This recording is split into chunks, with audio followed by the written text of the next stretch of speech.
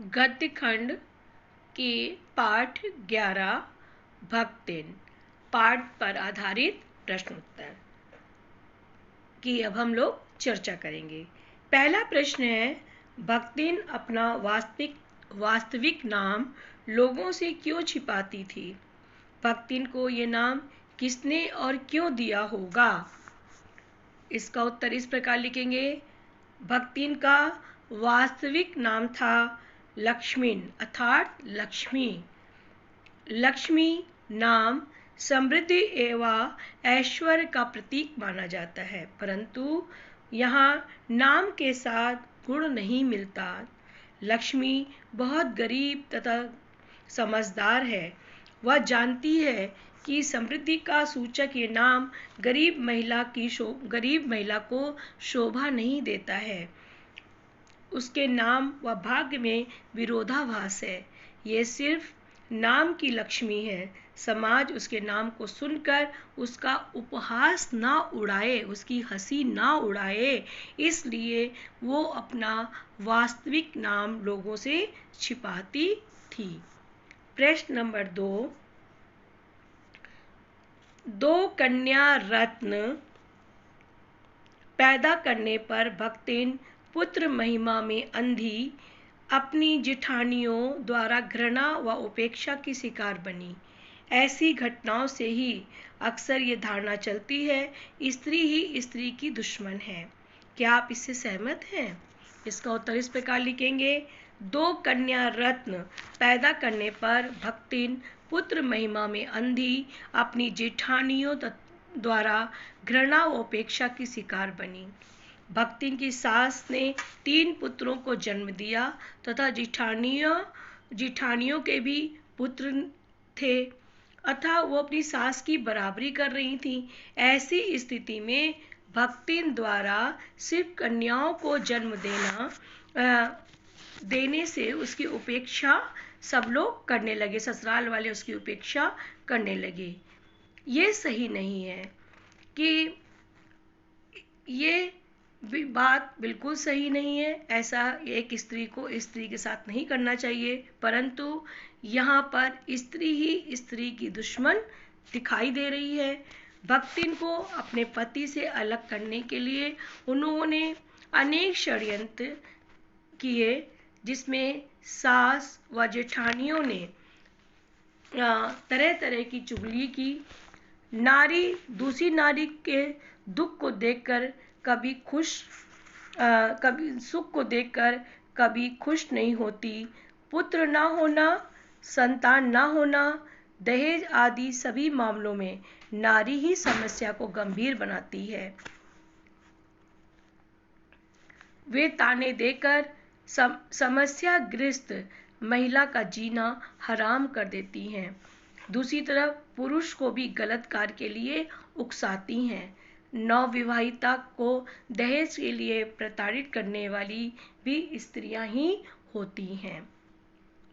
तीसरा प्रश्न है, भक्तिन की बेटी पर पंचायत द्वारा जबरन पति थोपा जाना एक दुर्घटना भर नहीं, बल्कि विवाह के संदर्भ में स्त्री के मानवाधिकार, विवाह करे या ना करे अथवा किससे करे, इसकी स्वतंत्रता को कुचलते रहने की सदियों से चली आ रही सामाजिक परंपरा का प्रतीक है।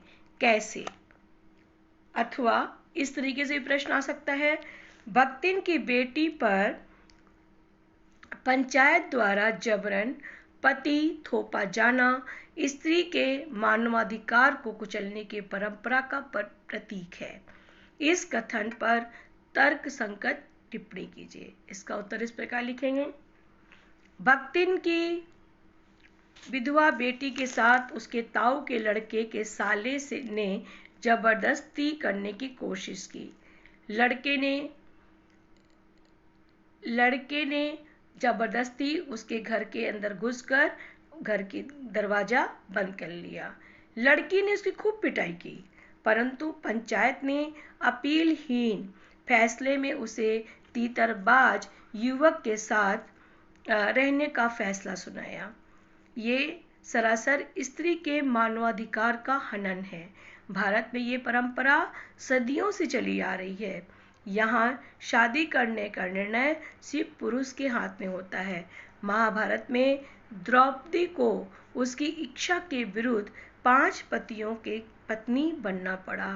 मीरा की शादी बचपन में ही कर दी गई तथा लक्ष्मीबाई की शादी अधेड़ उम्र के राजा के साथ कर दी गई।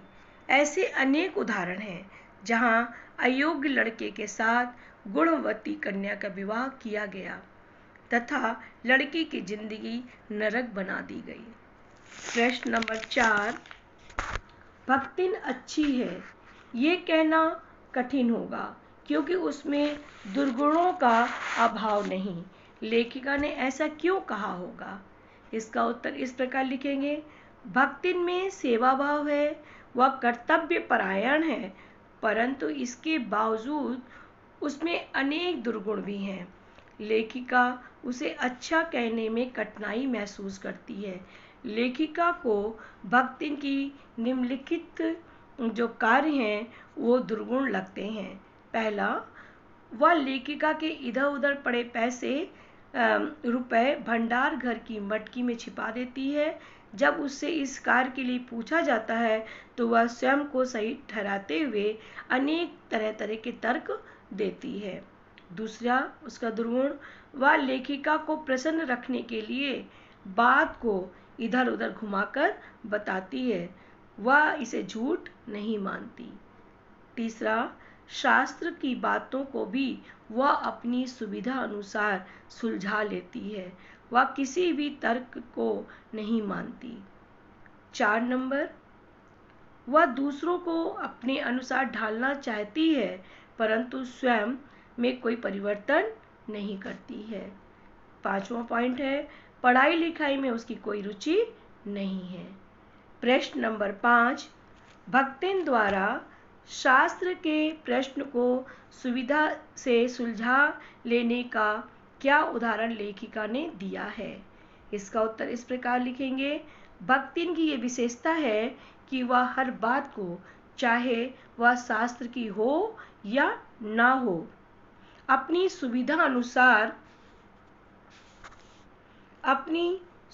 अनुसार वह किसी भी तर्क को अपनी सुविधा अनुसार वह उसे बदल लेती है। वह सिर घुटाए रखती है। लेखिका को जब ये अच्छा नहीं लगता तब उसने भक्तिन को ऐसा करने से रोका तो अपनी बात को ऊपर रखा कि शास्त्र में यही लिखा है। जब लेखिका ने पूछा क्या लिखा है, उसने तुरंत उत्तर दिया, तीरथ गए मुंडाए सिद्ध। ये बात किस शास्त्र में लिखी है इसका ज्ञान भक्तिन को नहीं था, जबकि लेखिका जानती थी कि यह कथन किसी व्यक्ति का है ना कि शास्त्र का। अतः वह भक्तिन को सिर घुटाने से नहीं रोक सकी। वह हर बृहस्पतिवार को अपना मुंडन करवा लेती थी। प्रश्न नंबर 6, भक्तिन के आ जाने से महादेवी अधिक देहाती कैसे हो गईं? इसका उत्तर इस प्रकार लिखेंगे। भक्तिन ग्रामीण महिला थी, देहात की रहने वाली महिला थी।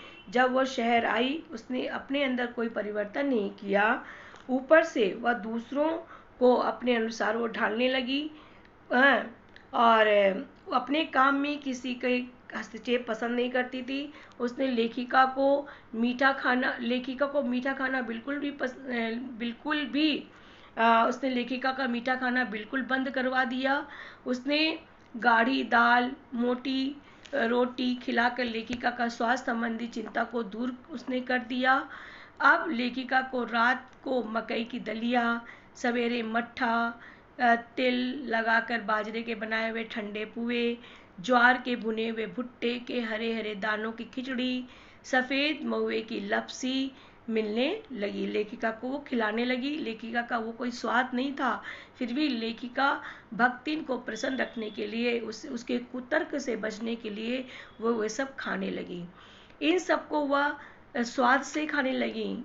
इसके अतिरिक्त उसने महादेवी की देहाती भाषा भी महादेवी ने भक्तिन की देहाती भाषा भी सीख ली। इस प्रकार महादेवी जी देहाती बन गईं, परंतु भक्तिन के अंदर कोई भी परिवर्तन नहीं आया। ये थे पाठ के पर आधारित प्रश्न और उनके उत्तर।